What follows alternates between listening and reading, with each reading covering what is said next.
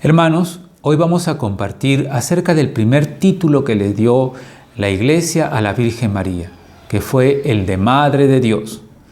Tal vez ustedes han escuchado a algunos hermanos separados que dicen, ¿cómo puede ser la Virgen María Madre de Dios? ¿Acaso fue ella la que trajo al mundo a Dios? ¿No es más bien Dios el que existía desde el principio, el creador de todo? Tal vez lo primero que tendríamos que hacer es definir el término de madre. Se llamamos madre a la mujer que engendra, que da a luz, la progenitora, ¿no? Incluso hasta una madre en el sentido espiritual, cuando se adopta un hijo y se le educa, se le hace criar. Pero nunca podemos ver el término madre como la creadora de la vida.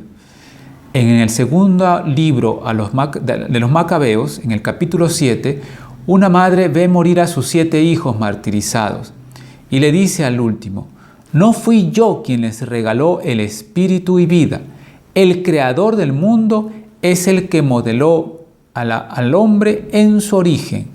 Dios es quien da la vida. Desde ahí podemos afirmar que María sea Madre de Dios no significa que ella haya creado a Dios. No, es Madre de Dios porque ella es la Madre de Jesús. Y por lo tanto, Jesucristo es verdadero Dios y verdadero hombre, por eso afirmamos que ella es la Madre de Dios. Vamos a detenernos un poco en eso, que sería lo que habría que definir, ¿no? Que Jesús es verdadero Dios y verdadero hombre.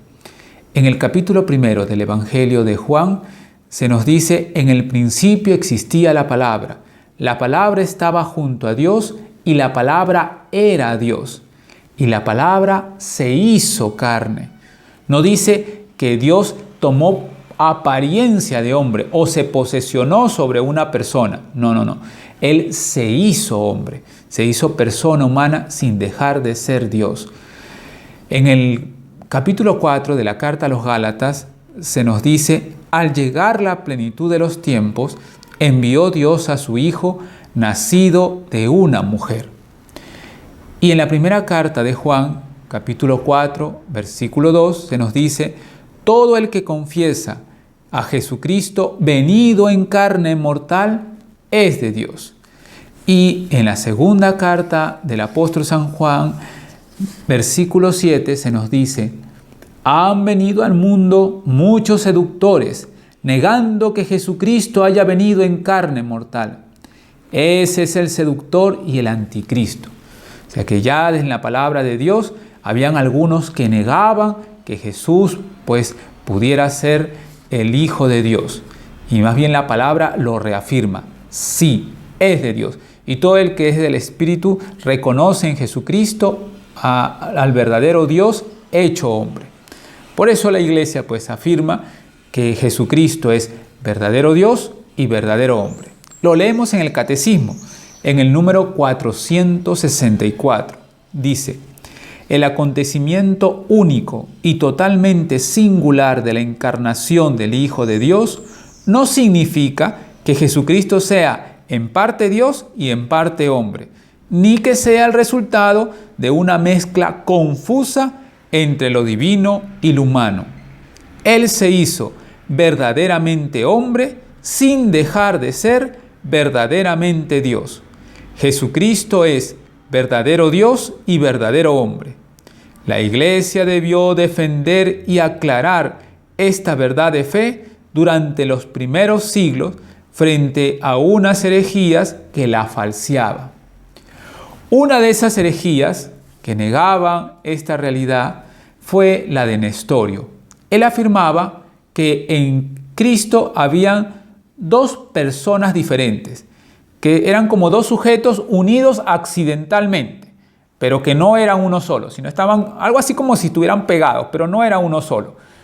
Por una parte decían, estaba Jesús, que ese sí era el Hijo de María, y estaba Cristo, que era el Hijo de Dios. Entonces, para él, por ejemplo, Dios no sufrió en la cruz, sino que el que sufrió fue la persona de Jesús, ¿no? La Iglesia tuvo que reunirse en un concilio en el año 431 en Éfeso para discutir sobre este error. Y ahí se afirmó que en Cristo hay una sola persona, no dos personas, es uno solo. Jesús tiene, eso sí, dos naturalezas. Es una persona, pero con dos naturalezas. Naturaleza humana y naturaleza divina, pero que están perfectamente unidas en una sola persona. ¿Cómo es posible esto? Pues ese es el misterio de Dios. Esa es la gracia de Dios Todopoderoso que lo ha hecho. Y esa unión indisoluble en Jesús que se dio, pues se le llama unión hipostática. La unión en la persona de Jesucristo, que es verdadero Dios y verdadero hombre. Por eso nosotros pues en la iglesia podemos decir que cuando María dio a luz a Jesús, en el tiempo, aquí en la historia, dio a luz al verdadero Hijo de Dios que desde la eternidad ya existía. Entonces, María, por eso, al presentar a su Hijo Jesús, al dar a luz a su Hijo Jesús, pues estaba dando a luz al que es verdaderamente hombre y verdaderamente Dios. Por eso es también Madre de Dios, Madre de Jesús y Madre de Dios a la vez.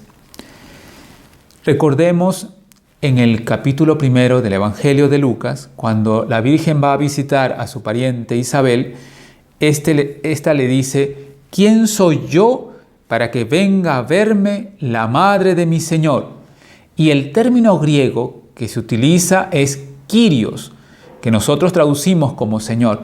Pero esa palabra Kyrios en el Nuevo Testamento es la palabra con la que se designa a Dios.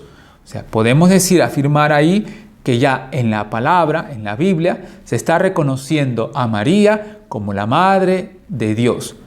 No, repito, no porque haya creado a Dios, sino porque ella es la Madre de Jesucristo, que es verdaderamente Dios hecho hombre.